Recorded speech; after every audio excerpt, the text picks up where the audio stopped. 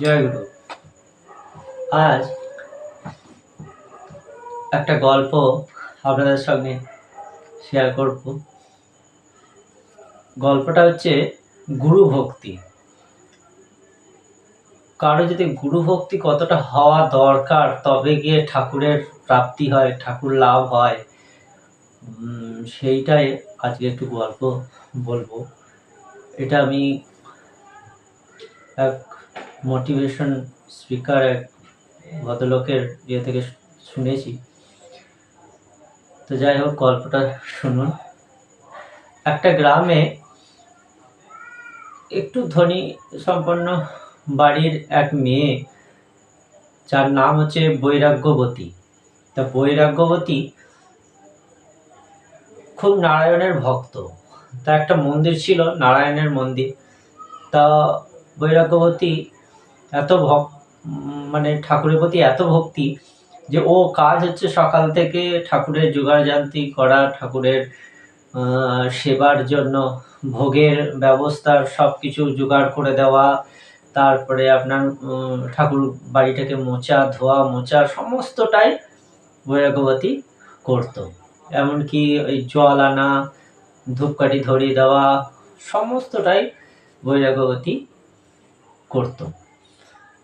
তা এত মানে ঠাকুরের প্রতি এত ভক্তি। তা একদিন একটা চোর, সে অনেক কদিন চুরি করতে পারেনি।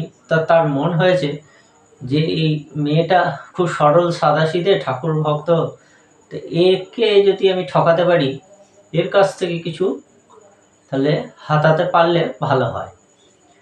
তা একদিন যখন দেখেছে যে ওই বৈরাগ্যবতী ঠাকুরের কাছে গিয়েছে, তা দেখছে ও একা আছে, তাহলে এই সময় ওকে মানে ওকে তাহলে এই সময় বলা যাবে সমস্ত কিছু। এই ভেবে এখন গিয়ে বৈরাগ্যবতীকে বলেছে যে মা, ও গিয়েছে, চোরটা সাধুর বেশ ধরে গেছে। দেখছে সোজাসুজি চোরের বেশ ধরলে তো তাহলে তো ভয়ে পালাবে, আমার সঙ্গে কথা বলবে না, তার সাধুর বেশ ধরেছে। দেখুন, বেশ ধরা খুব সহজ, কারণ সাধুর বেশ ধরা সহজ, কিন্তু সাধু হওয়াটা খুব কঠিন। তাই সাধুর বেশ ধরে গিয়েছে। যেমন বলেছে যে মা, আমার খুব জল তেষ্টা পেয়েছে, তা তুমি আমাকে কি জল খাওয়াতে পারো? দিয়ে বৈরাগ্যবতী সরল সাদাসিধে মেয়ে, সে বলেছে আচ্ছা ঠিক আছে, বসুন, আমি জল আনছি। জলটা নিয়ে আসছে, দিয়ে বলেছে মা, তুমি কি দীক্ষা নিয়েছো? তা বৈরাগ্যবতী বলেছে যে না, আমি তো কোনো দীক্ষা নিইনি। তা গুরুদেব, এবার ওই সাধু বাবা বলেছেন যে যদি দীক্ষা না হয় তাহলে তো তোমার হাতে আমি জল গ্রহণ করতে পারবো না, তাহলে এটা তো ঠিক, আমি তো জল গ্রহণ করতে পারবো না। দিয়ে বলেছে যে ঠিক আছে, তাহলে কি করলে জল গ্রহণ করা যায়? তা বলছে তোমাকে দীক্ষা নিতে হবে। তো গুরু দীক্ষা নিলে তুমি তোমার হাতে জল সবাই পান করতে পারবে। যে বৈরাগ্যবতীর দেখছে তাই তো, তাহলে তো আমি তো কাউকে জল দান করতে পারবো না। দিয়ে বলেছে ঠিক আছে গুরুদেব, তাহলে আপনি এখনই আমাকে দীক্ষা দেন। যে এবার সেই ঠকবাজ গুরুদেব এখন দেখছে যে এইখানে যদি দীক্ষা দিয়ে দিই তাহলে তো আর আমার হবে না, আর একে তো কিছু হাতাতে পারবো না। তখন বলেছে যে ঠিক আছে, এমনি করে তো হয় না, তুমি এক কাজ করো, তোমার আমি যে তোমাকে দীক্ষা দেবো, তা তুমি কাউকে বলবে না, বাড়িতেও বলবে না, কাউকেই বলবে না। আর বাড়িতে যা তোমার জানা যে সোনা দানা টাকা পয়সা আছে, সেইগুলো তুমি একটা পুটুলিতে বেঁধে তুমি কালকে সকালে ওই একটা জঙ্গল আছে, বলছে জঙ্গলে এসো, আমি ওইখানে থাকবো, তোমাকে দীক্ষা দেবো। বৈরাগ্যবতী সাদাসিধে মানুষ, সে দেখেছে যে তাই তো গুরুদেব বলেছে যখন, তাহলে যায়। দিয়ে সকালে সব কাউকে না বলে পুটুলিতে সব বেঁধে সেধে এবারে সেই জঙ্গলে, আগেকার দিনের গ্রামগঞ্জের ব্যাপার, জঙ্গল টঙ্গল আগে থাকতো, তার জঙ্গলে ওর পছন্দ করার জায়গা মতন জায়গায় গিয়েছে। গিয়ে দেখছে হ্যাঁ ঠিক গুরুদেব দাঁড়িয়ে আছেন, সেই সাধু বাবা। দিয়ে বলেছে গুরুদেব, তাহলে আমি এসছি, তাহলে আমাকে দীক্ষা দেন। দিয়ে বলছে ঠিক আছে দীক্ষা দেবো, তুমি যেগুলো সোনা দানা যা আছে তোমার এখনো যেগুলো পড়ে আছো সেগুলোও খুলে দাও, দিয়ে এই পুঁটুলির মধ্যে ভালো করে বাঁধো, বেঁধে রাখো এখানে, আমি তোমাকে দীক্ষা দেওয়ার ব্যবস্থা করছি। দিয়ে কি করেছে, ও তো কোথায় দীক্ষা দেবে, ও তো একটা চোর। যে এখন বৈরাগ্যবতীকে গাছের সঙ্গে বলেছে গাছের গোড়ায় বসো, যে বসেছে ওর হাত দুটো পেছন দিক দিয়ে নিয়ে গাছের সঙ্গে বেঁধে দিয়েছে, দিয়ে বলেছে যে আমি 1 সপ্তাহ পর আসবো, এসে তোমার এই বাঁধন খুলবো, এটাই তোমার দীক্ষা। দিয়ে ও বৈরাগ্যবতী এবারে বলছে যে ঠিক আছে তাহলে এটাই যদি দীক্ষা হয় তাহলে কোনো অসুবিধা নেই, তাহলে বসে আছে। এদিকে চোর এখন সব পুটুলি টুটুলি নিয়ে সেই গুরুদেব হাওয়া। তো এবারে সকাল থেকে সন্ধে পর্যন্ত হয়ে গেছে, বৈরাগ্যবতীকে আর খুঁজে পাওয়া যাচ্ছে না। খোঁজ করে দেখছে যে ওর বাবা একটু অবস্থা বর্ণনা, সে তো লোকজন নিয়ে সব খোঁজাখুঁজি লাগিয়েছে, দিয়ে দেখছে যে এক জঙ্গলে বৈরাগ্যবতী বসে আছে, হাত দুটো বাঁধা। দিয়ে এখন বৈরাগ্যবতীকে বলেছে যে দেখো মা, তুমি এখানে বসে আছো, কি ব্যাপার, তোমার হাত বেঁধে দিয়েছে, হাত বাঁধা, দাও তোমার হাতটা খুলে দিই, তুমি চলো। বলছে না, আমি তো এই হাত বাঁধা খুলবো না। দিয়ে বলেছে কেন? তা বলছে আমার গুরু আমার হাত দুটো বেঁধে দিয়ে গেছে, সে গুরু না আসা পর্যন্ত আমি তো হাত বাঁধা খুলতে পারি না, কারণ গুরু বলে গেছে যে আমি আসবো 1 সপ্তাহ পর, দিয়ে 7 দিন পর আসবো, এসে আমি হাত খুলবো। গুরু কি জানে যে ও এরকম 7 দিন বসে থাকবে? গুরু জানে কেউ আসবে, খুলে দেবে, চলে যাবে। কিন্তু ও সেই এক মন ধরে রেখেছে যে গুরু আসবে 7 দিন পর, আমার হাত খুলে আমাকে উদ্ধার করে নিয়ে যাবে। তা এদিকে ওর বাড়ির লোকজন সব বলছে না, ও ঠকবাজ, তোকে ঠকিয়ে দিয়ে চলে গেছে, তোর সোনা দানা টাকা পয়সা নিয়ে চলে গেছে। তো হচ্ছে যা হয় হোক, আমি দেখো তোমাকে আমি সম্মান করি, সবাইকে বলেছে আমাকে আমার ওপর ছেড়ে দাও, ও সে গুরুদেব আসবে, আমাকে ঠিক তিনি না আসা পর্যন্ত আমি কার হাতে খুলবো না। এইবারে বাধ্য হয়ে সবাই চলে গেছে। এরকম করে একদিন চলে যায়, দ্বিতীয় দিন সকাল থেকে এবারে সেই নারায়ণ, সে তো কোনো ভোগের জোগাড়জান্তি হচ্ছে না, মন্দিরে কোনো পরিষ্কার হচ্ছে না।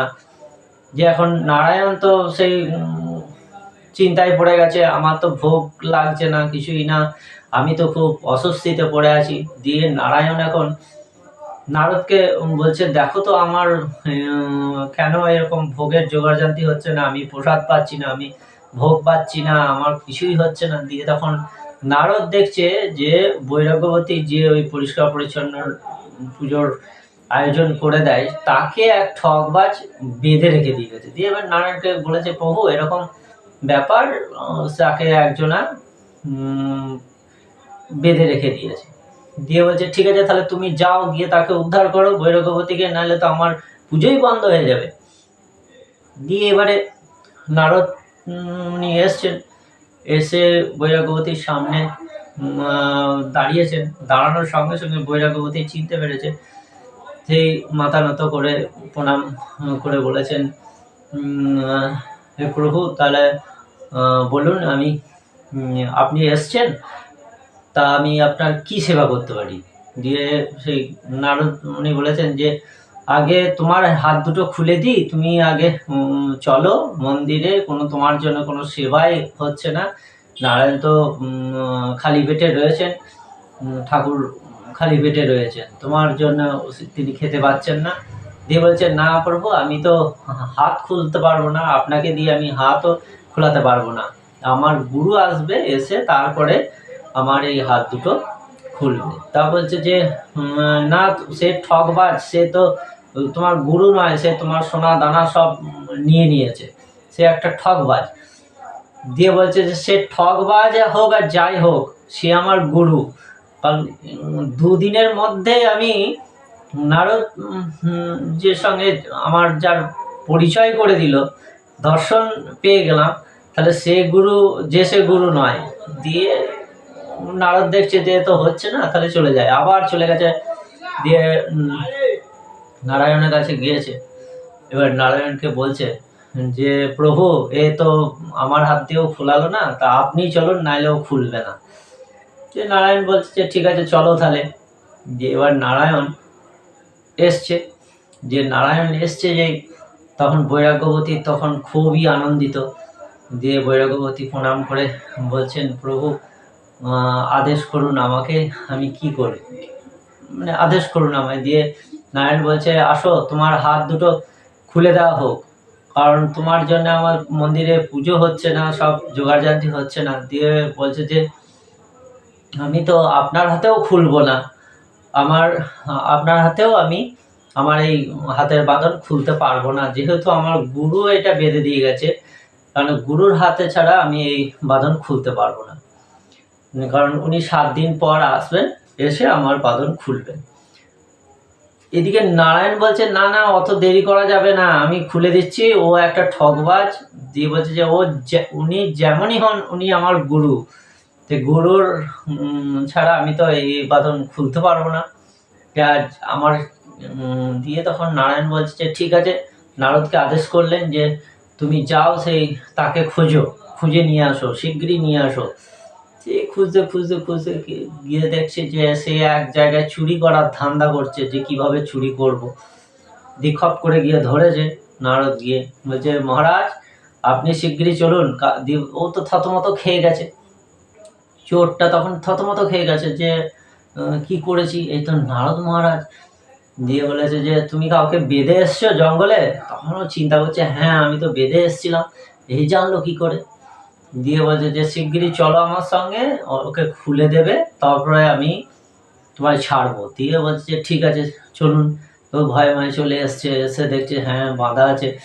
দিয়ে ওই হাত দুটো যে খুলে দিয়েছে। তখন বৈরাগ্যবতী বলছে যে গুরু আর নারায়ণ দুজনাই সামনে দাঁড়িয়ে আছে, যে কার পায়ে আগে পড়বো, কার পায়ে আগে পড়বো, গুরু আর নারায়ণ। যে গুরু আমার নারায়ণকে পাইয়ে দিচ্ছে, তাহলে গুরুর পায়ে ধরবো না নারায়ণের পায়ে ধরবো। তার মানে চিন্তা করতে পারছেন যে গুরু বলে যাকে মানা হবে, সে চোর ডাকাত গুন্ডা কি আছে সে তার ব্যাপার, কিন্তু আমরা যদি তার নাম গুণগান যদি গাইতে পারি, তাকে যদি এক মনে করতে পারি, তাহলে ঠাকুরও আমাদের সহায় হন, আমাদের সঙ্গে থাকেন। তো এটাই বলার যে যার যেমন গুরু দীক্ষা নিয়েছেন, তা ওনাকে মানে অন্তর থেকে ভালোবাসুন, অন্তর থেকে তাকে ডাকুন, অন্তর থেকে ওনার যা মানে আদেশ সেইগুলো পালন করার চেষ্টা করুন, তাহলেই দেখবেন ঠাকুর প্রাপ্তি হবে। ঠাকুর প্রাপ্তি বলতে মনের শান্তি।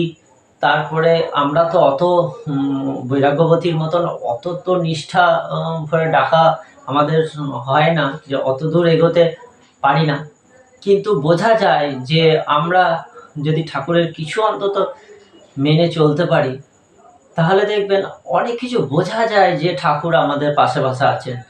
ঠাকুরই আরেকজনের মাধ্যম দিয়ে আমাদেরকে সহযোগিতা করেন। তা কিছু না হলেও ঠাকুরের বা গুরুর আদেশ কিছু অন্তত মানতে পারলেও অনেক কিছু পাওয়া যায়। জয় গুরু। ঠাকুর সকলেই ভালো থাকুন, ঠাকুর সকলকে ভালো রাখুক, আর ঠাকুরের যেন ইচ্ছায় সমস্ত মানুষ তার একটা গুরু নিয়ে চলুক, এই কামনা করি। জয় গুরু।